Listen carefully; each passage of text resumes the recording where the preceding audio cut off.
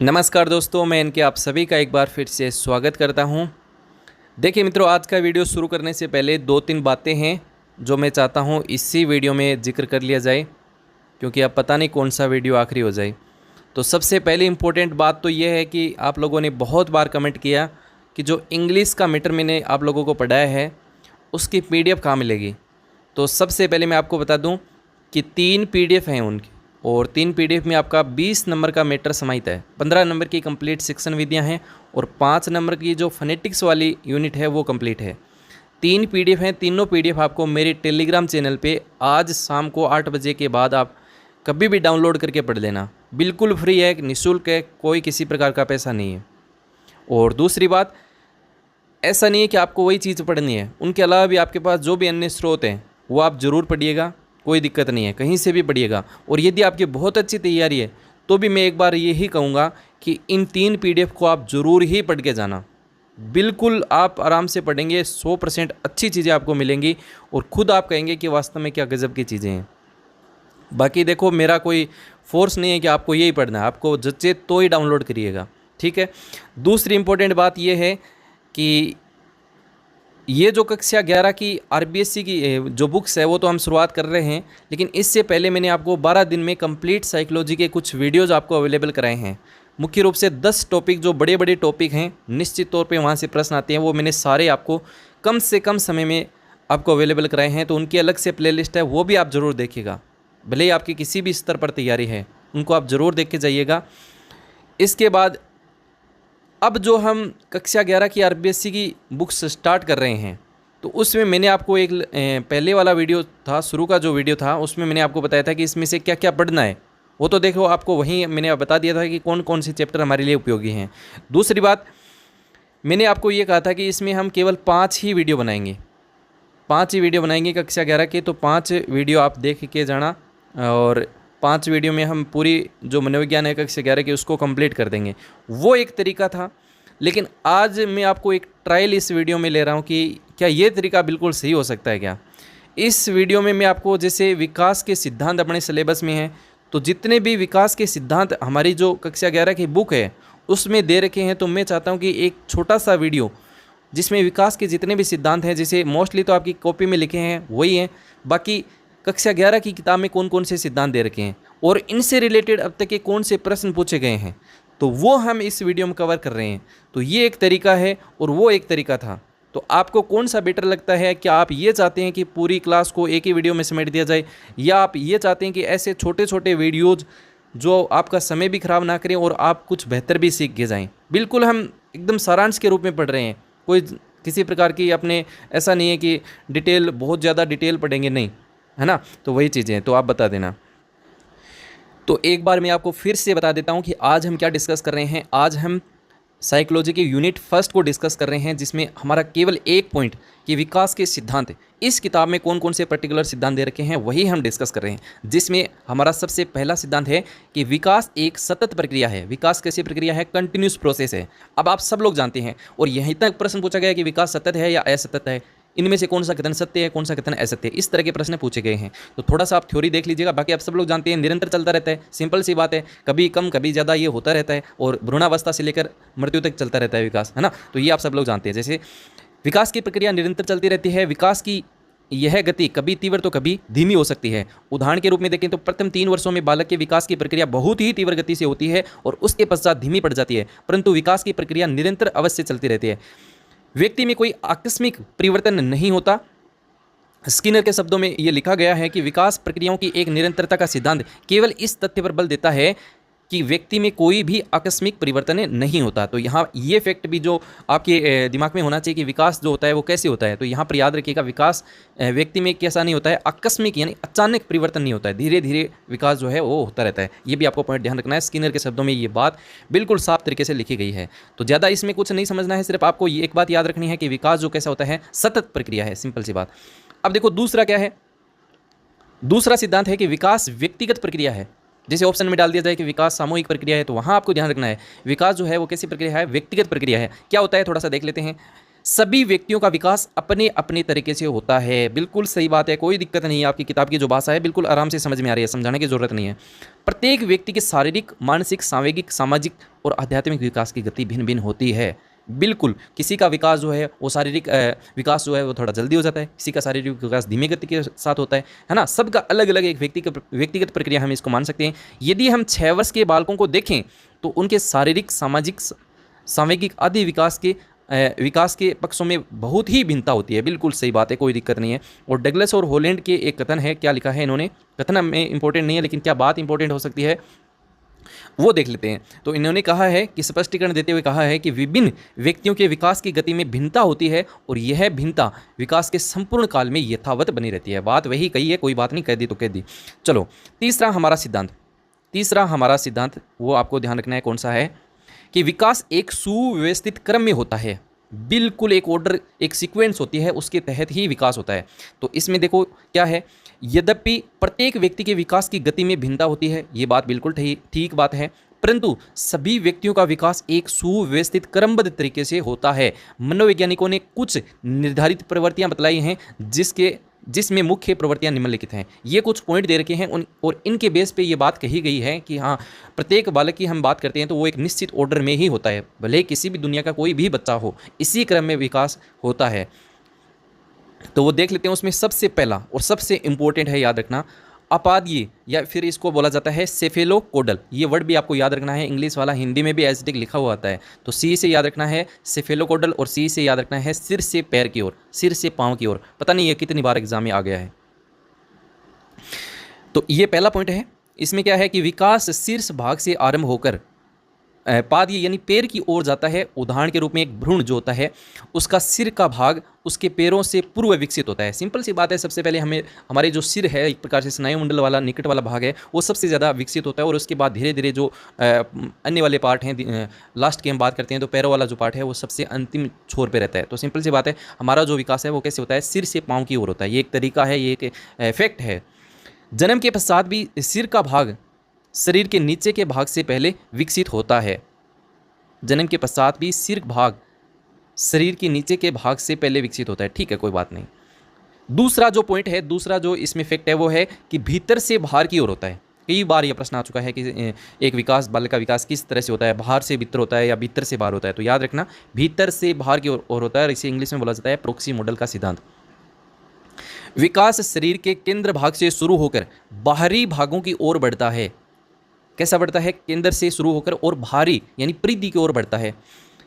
उदाहरण के रूप में यदि आप देखना चाहें तो शिशु पहले पूरे कंधे, फिर कोहनी और तत्पश्चात कलाई और लास्ट में अंगुलियों का प्रयोग किसी वस्तु को पकड़ने के लिए करता है। इस प्रकार शिशु पहले क्या होता है, पूरा शरीर तथा बाद में किसी विशेष भाग जैसे अंगुलियों को वो काम में लेता है। तो अंगुलियाँ एक विशिष्ट हो गई जो आपके हम कहते हैं कि बाहर की ओर हो गया, पहले पूरे शरीर का और उसके बाद शरीर के बाहर के जो हमारे अंग होते हैं उनका विकास होता है। तो ये एक फैक्ट है, ये आपको सिर्फ ध्यान इतना रखना है कि जो प्रोक्सी मॉडल का सिद्धांत है उसमें क्या होता है, भीतर से बाहर की ओर होता है। हमारा विकास कैसे होता है, भीतर से बाहर की ओर। ऊपर क्या बढ़ा था, सेफेलोकोडल में सिर से पैर की ओर। तीसरा है गामक यानी मोशन, एक प्रकार से गति। विश्व के सभी संस्कृतियों में सभी बालकों में गति का विकास जो होता है उसमें क्रमबद्धता होती है। बिल्कुल सही बात है, एक सीक्वेंस होती है। ये हम ऊपर भी डिस्कस करके आए, कोई नई बात नहीं है। गति के क्रम में बालक पहले बैठना, फिर घुटने चलना और बाद में चलना। गति के क्रम में बालक पहले बैठता है, फिर घुटने चलता है और उसके बाद चलना सीखता है। सिंपल ये बात कही है। और उसके बाद दौड़ना शुरू कर देता है ना।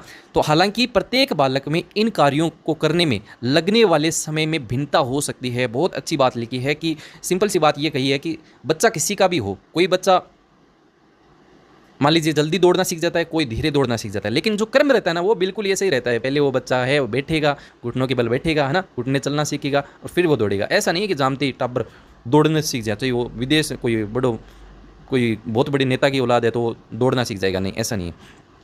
पर क्रम हमेशा यही रहता है। इसी प्रकार बालक का भाषा संबंधी विकास है वो एक निश्चित क्रम में होता है। ये एक तरीका है, ये एक फैक्ट है जो मैंने आपको बताया। अब हमारा चौथा सिद्धांत है, वो लिखा है कि विकास एक अंतःक्रिया का परिणाम है। विकास एक क्या है? अंतःक्रिया का परिणाम है। क्या है इसमें अंतःक्रिया? देखो, विकास व्यक्ति की वंशानुक्रम और वातावरण की परस्पर अंतःक्रिया के स्वरूप होता है।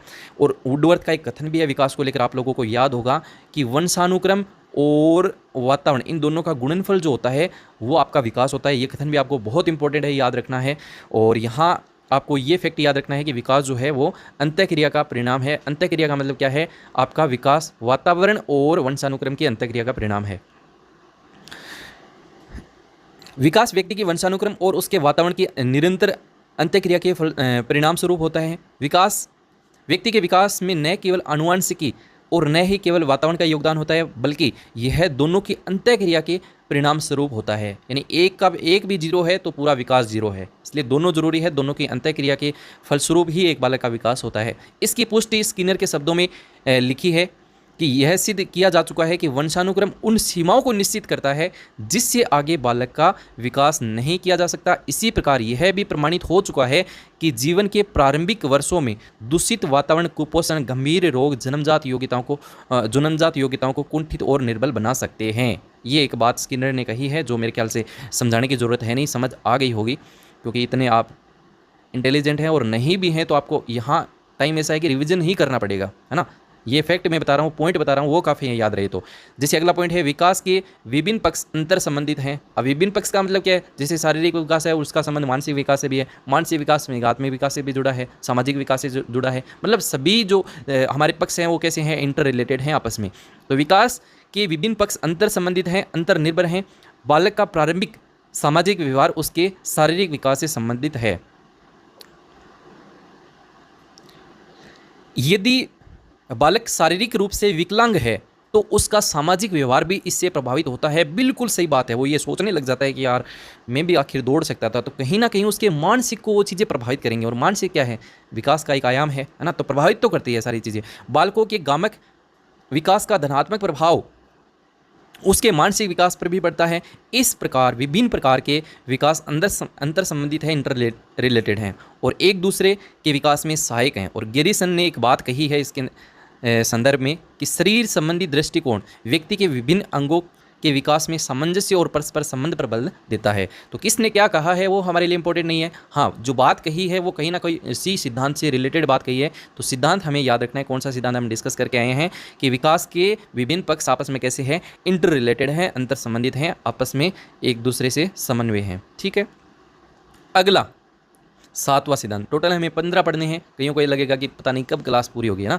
तो ऐसा सोचते हैं, वो सिर्फ सोचते ही हैं, क्योंकि उनका अभी तक कंसेप्ट क्लियर नहीं है। कक्षा 11 की आरबीएससी की बुक्स आपको पढ़नी ही पड़ेगी, भले आपकी कैसी भी तैयारी है, क्योंकि वहाँ से यदि प्रश्न बन गए ना तो सीधे एज इट इज फैक्ट बनेंगे, एज इट इज प्रश्न वहाँ से मिलेंगे।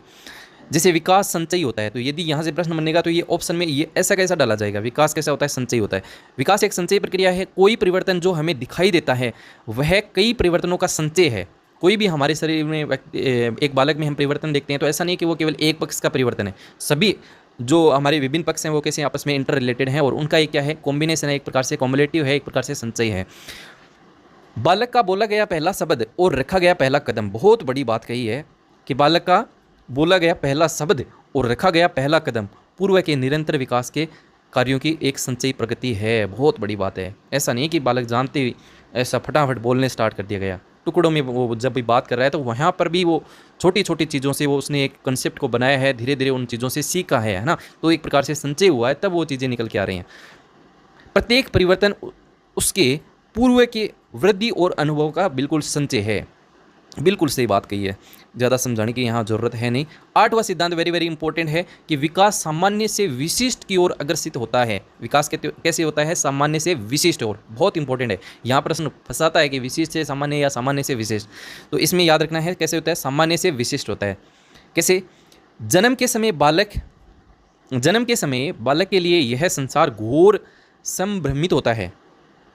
ठीक है, अच्छी बात है। शुरू में बालक का अविभेदीकरण व्यवहार अधिक विभेदीकृत, परिष्कृत व्यवहार और लक्ष्य केंद्रित व्यवहार के रूप में विकसित होने लगता है। शुरू में ऐसा ही करता है, चयनित व्यवहार एक प्रकार से हम करता है बालक, निर्देशित व्यवहार के रूप में विकसित होने लगता है। विकास की सभी दिशाओं में विशिष्ट क्रिया पहले उसके बाद सामान्य रूप में दर्शन होते हैं। विकास की सभी दिशाओं में विशिष्ट क्रियाओं से पहले उसके सामान्य रूप के दर्शन होते हैं। मैंने थोड़ा सा बोलने में ऐसे शायद ऐसा लगा कि आपको विशिष्ट पहले बोला था, है ना? ऐसा नहीं है, पहले सामान्य उसके बाद विशिष्ट।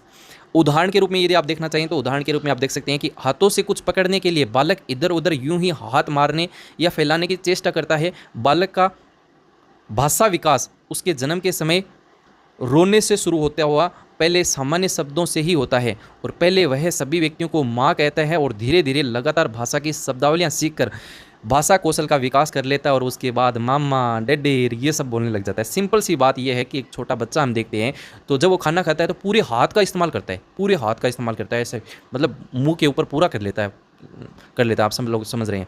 लेकिन धीरे धीरे क्या होता है कि वो चीज़ें सीखता है ना, तो धीरे धीरे विशिष्ट अंगों का प्रयोग करने लग जाता है, उंगलियों से खाने लग जाता है, और धीरे धीरे और भी विशिष्ट चीज़ें जैसे चम्मच का प्रयोग करने लग गया। अब यहाँ चम्मच क्या हो गया, उसके लिए विशिष्ट हो गई। ऐसा थोड़ी है जानते ही टापर चम्मच से खाना खाने लग जाएगा, नहीं, है ना? तो चम्मच से खाना खाना अपने आप में एक विशिष्ट हो गया। तो सिंपल सी बात है, सभी चीज़ों में होता है, चाहे बोलने में होता है, चाहे वो खाने में होता है, चाहे काम क्रियाओं में होता है, सभी चीज़ों में कैसा होता है, आपका विकास सामान्य से विशिष्ट होता है। उम्मीद कर रहा हूँ अच्छे से समझ आ गया होगा और अच्छे से एग्जाम तक आपको याद रहेगा।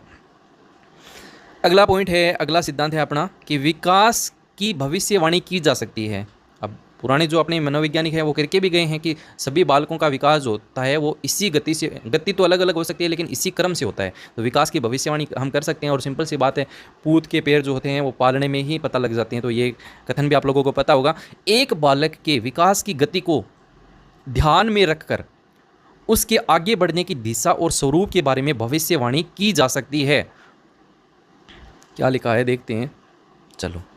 उदाहरण के लिए बालक के शारीरिक, सामाजिक, मानसिक विकास को देखकर ये बता सकते हैं कि उसके आगे का विकास किस प्रकार होगा। बालक की इस समय की मानसिक योग्यताओं के ज्ञान के सहारे हम उसके आगे के मानसिक विकास के बारे में पूर्वानुमान लगा सकते हैं। तो सिंपल सी आपको सिर्फ एक बात याद रखनी है कि विकास की हम भविष्यवाणी कर सकते हैं। अगला पॉइंट, बालक और बालिकाओं में विकास की दर में भिन्नता होती है। ये भी कथन आपको बहुत ही अच्छे ढंग से देखना है कि बालक और बालिकाओं में विकास की दर में भिन्नता होती है। कैसे देखो, बालक और बालिकाओं की वृद्धि और विकास की दर में भिन्नता होती है। बालिकाएं बालकों की तुलना में जल्दी परिपक्व हो जाती हैं। बिल्कुल सही बात कही है। महिलाओं में जो बच्चियों में होती है वो मेच्योरिटी जल्दी आती है, बालकों में बाद में आती है।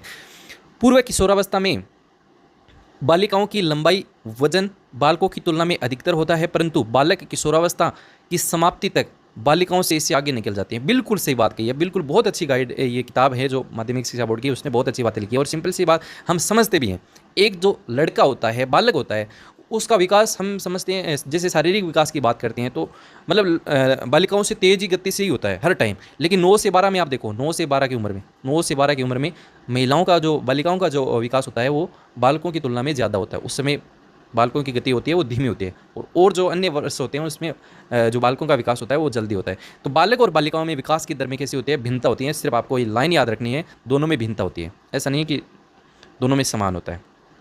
नेक्स्ट है, विकास लंबवत न होकर वर्तुलाकार होता है। ये बहुत अच्छा पॉइंट है, बहुत ही बढ़िया पॉइंट है कि विकास कैसा होता है, वर्तुलाकार होता है। कैसा होता है, आपका लीनियर नहीं होगा कभी भी, कैसा होगा, आपका स्पाइरल होगा, इस प्रकार से, इस प्रकार से, इस प्रकार से। और हम देखते भी हैं, बहुत बार देखते हैं। पहले ये लिखा है उसको समझते हैं। बालक एक सी गति से सीधा चलकर विकास को प्राप्त नहीं करता है, बल्कि बढ़ते हुए पीछे हटकर अपने विकास को परिपक्व और स्थायी बनाते हुए वर्तुलाकार की ओर आगे बढ़ता है, वर्तुलाकार गति से आगे बढ़ता है।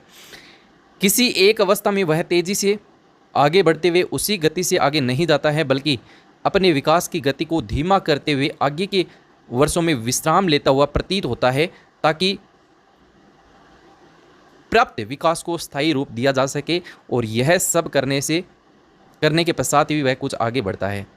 बहुत अच्छी बात लिखी है और बहुत ही सिंपल बात है, ज़्यादा समझाने की आवश्यकता नहीं है। इस प्रकार से वर्तुलाकार रूप में आगे बढ़ता है। जैसे यहाँ एक टाइम ऐसा लगेगा कि यार बच्चे ने इतनी ग्रोथ एक साथ कैसे कर ली, फिर ऐसे धीरे धीरे हम देखते हैं यार ये तो बढ़ ही नहीं रहा।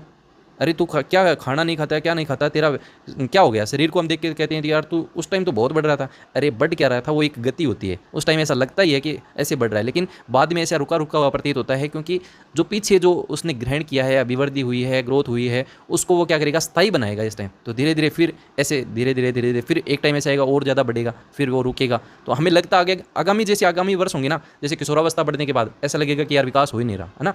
तो नेक्स्ट अगला विकास का सिद्धांत है कि विकास की आरंभिक बुनियाद महत्वपूर्ण है। आरंभिक बुनियाद का मतलब क्या है? प्रारंभिक दौर। पहले इस किताब की लैंग्वेज में क्या लिखा है? विकास की आरंभिक नींव अत्यंत महत्वपूर्ण है। व्यक्ति की अभिवृद्धि, आदतें, व्यवहार का प्रारूप जो आरंभिक वर्षों में विकसित होता है वही आगे आने वाले वर्षों में व्यक्ति के जीवन के समायोजन को निश्चित करता है। बहुत अच्छी बात लिखी है और बहुत बढ़िया आरबीएसई बोर्ड की किताब का ये कथन है और हम सब लोग जानते भी हैं। बच्चे को हम बचपन से ही डराएंगे ना, शिशुअवस्था में हम उसको जन्मते डराने लग गए ना, तो उसके अंदर एक भय बैठ जाएगा। वो आगामी वर्षों में अपने आप को ऐसा फील समझेगा कि यार यहाँ तो डर है ना। हम बच्चे को अच्छी आदतें देंगे बचपन में कि बड़ों का पैर छूना चाहिए, बड़ों का आशीर्वाद लेना चाहिए, है ना।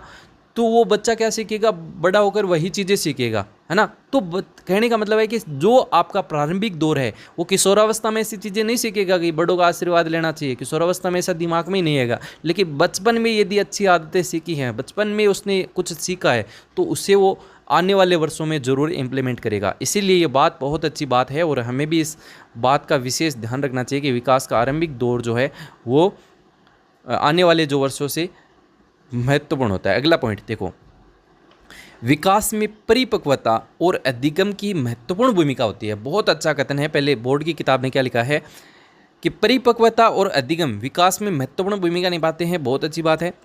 परिपक्वता व्यक्ति के विकास के लिए अधिगम हेतु सामान्य प्रारूप और व्यवहार के क्रम को निर्धारित करती है। बहुत अच्छी बात है। अधिगम ही एक प्रकार का विकास है जो व्यक्ति के अभ्यास और प्रयास के द्वारा, उसके स्वयं के द्वारा होता है। बिल्कुल सही बात। अधिगम ही एक प्रकार का विकास है। बिल्कुल सही बात है। अधिगम का मतलब क्या है? हमारे व्यवहार में परिवर्तन, और व्यवहार में परिवर्तन की बात आती है तो सामूहिक रूप से हो सकता है, मानसिक रूप से हो सकता है, वो हमारी बॉडी लैंग्वेज से हो सकता है ना, सामाजिक रूप से हो सकता है। और ये सब क्या है? ये तो विकास के आयाम ही तो हैं। तो इसका मतलब अधिगम की महत्वपूर्ण भूमिका होती है। और परिपक्वता, मैच्योरिटी भी प्रभावित करता है। एक 8 साल का बच्चा है वो ट्रक नहीं चला सकता, 8 साल का बच्चा है वो साइकिल नहीं चला सकता, लेकिन जैसे उसकी मैच्योरिटी आती है, उसके जो अंग होते हैं वो परिपूर्ण हो जाते हैं, उसके बाद वो चलाना सीख सकता है। तो कहीं ना कहीं परिपक्वता का भी अहम रोल रहता है। तो ये दोनों पॉइंट आपको दोनों ढंग से अच्छे से।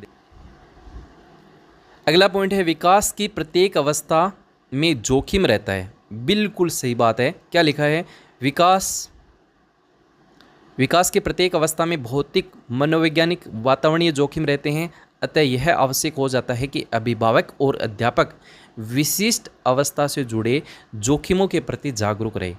अब सब लोग जानते हैं शिशुअवस्था के अपने जोखिम होते हैं, बाल्यावस्था के अपने कुछ कायदे नियम होते हैं, किशोरावस्था के अलग कुछ रूल होते हैं।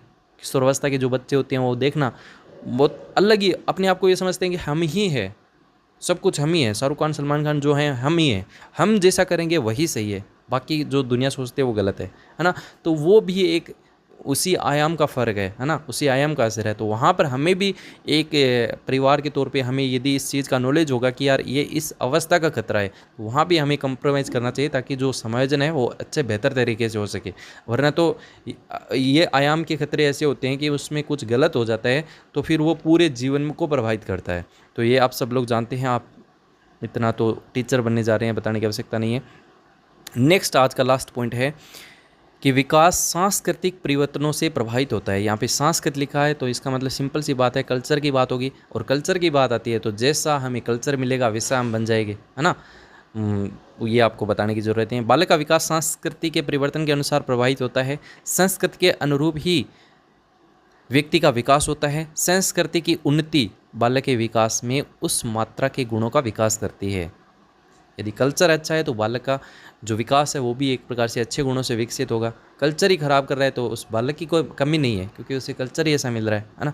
ये आपके 15 आपके सिद्धांत दे रखे हैं। अगला पॉइंट है विकास के मानव विकास को प्रभावित करने वाले कारक।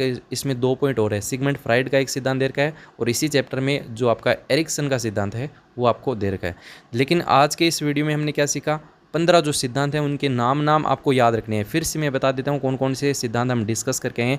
विकास एक सतत प्रक्रिया है। दूसरा, विकास एक व्यक्तिगत प्रक्रिया है, सामूहिक नहीं है, याद रखना। विकास सुव्यवस्थित क्रम में होता है, निश्चित एक ऑर्डर होता है, सीक्वेंस होती है, उसी के अकॉर्डिंग होता है। जैसे कुछ हैं, जैसे सिपेलिक मॉडल में कैसे होगा सिर से पाँव की ओर, प्रोक्सी मॉडल में कैसे होगा भीतर से बाहर की ओर, है ना। और विकास अंतःक्रिया का परिणाम है। अंतःक्रिया का मतलब वातावरण और वंशक्रम की अंतःक्रिया। विकास के विभिन्न पक्ष एक दूसरे से क्या है, कोरिलेट है, इंटर रिलेटेड है, ठीक है। विकास एकीकृत होता है, ये शायद हमने डिस्कस किया कि नहीं किया है, ये शायद एक छूट गया है। विकास एकीकृत रूप में होता है। विकास की प्रक्रिया एकीकरण के सिद्धांत का पालन करती है। इसके अनुसार बालक अपने संपूर्ण अंग को फिर अंग के भागों को चलाना सीखता है। इसके बाद वह उन भागों के एकीकरण करना सीखता है। सामान्य से विशेष की ओर बदलते हुए विशेष प्रतिक्रियाओं चेष्टाओं को इकट्ठे रूप में प्रयोग में लाना सीखता है।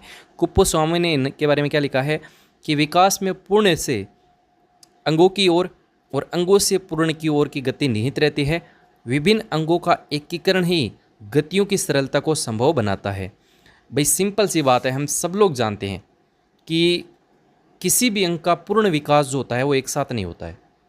पहले उप अंगों का निर्माण होता है और पूरा जितने भी उप अंग हैं वो निर्माण होने के बाद, उन अंगों का विकास होने के बाद ही जो हमारा पूरा अंग है वो एकीकृत होता है। सिंपल सी मैं आपको एक उदाहरण देता हूँ। जैसे अपना हाथ है, अब हाथ के विकास की बात करें तो कंधे द्वारा हमारे बाजुओं का नियंत्रण होता है। सिंपल सी बात है, कंधे हमारे बाजू का नियंत्रण करते हैं।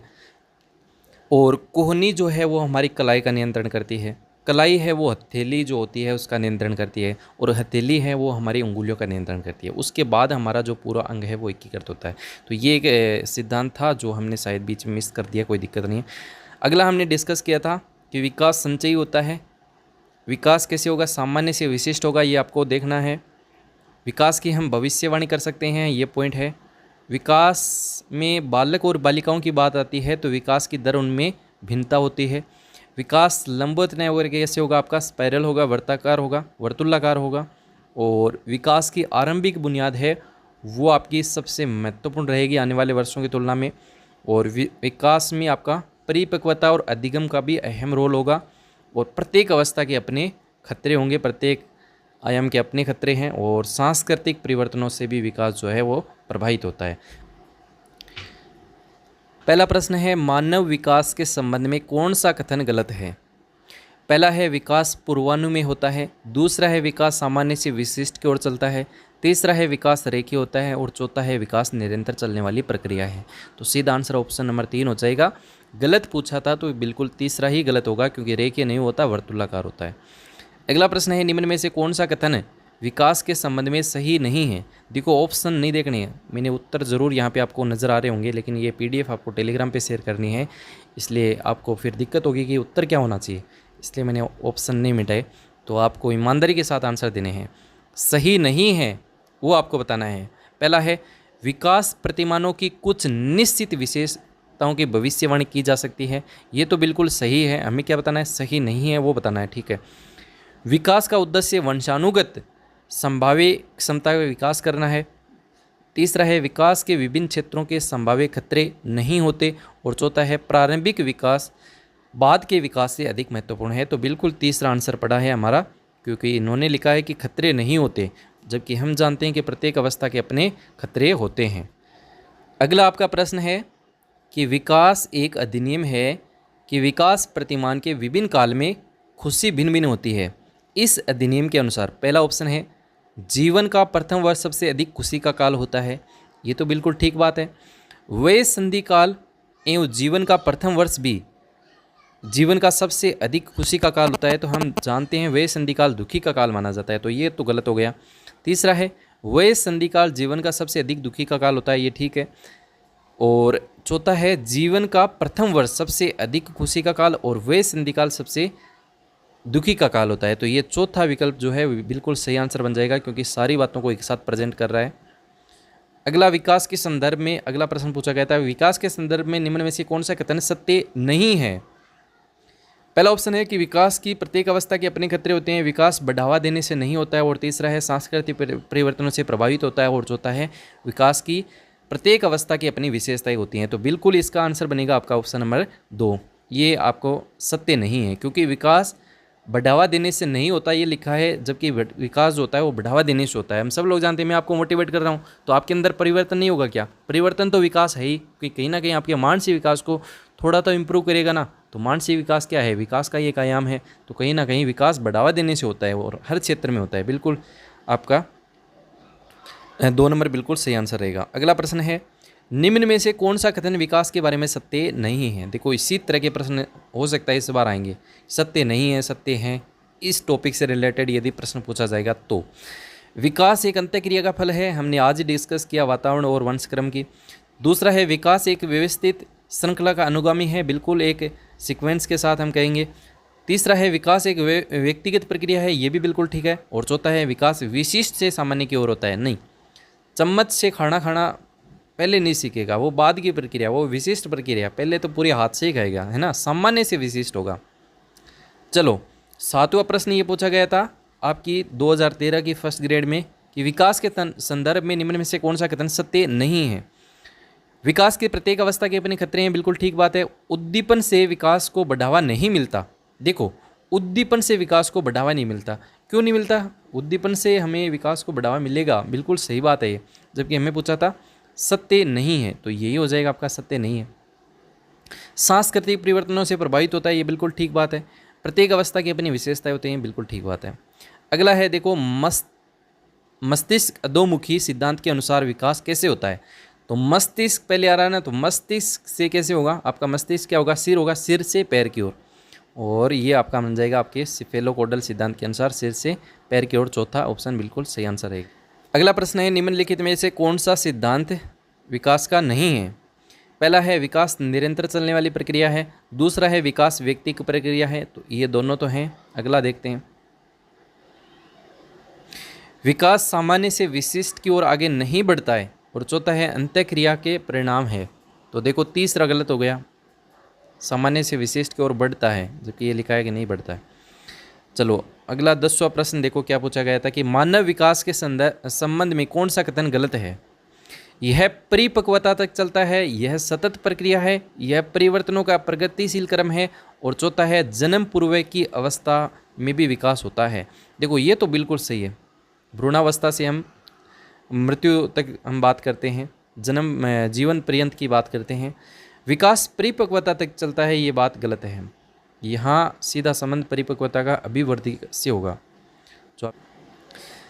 अगला प्रश्न है, बच्चे के गामक कौशल का विकास होता है ज्ञात से अज्ञात की ओर, सामान्य से विशिष्ट की ओर। तीसरा है विशेष से सामान्य की ओर, सूक्ष्म से स्थूल की ओर।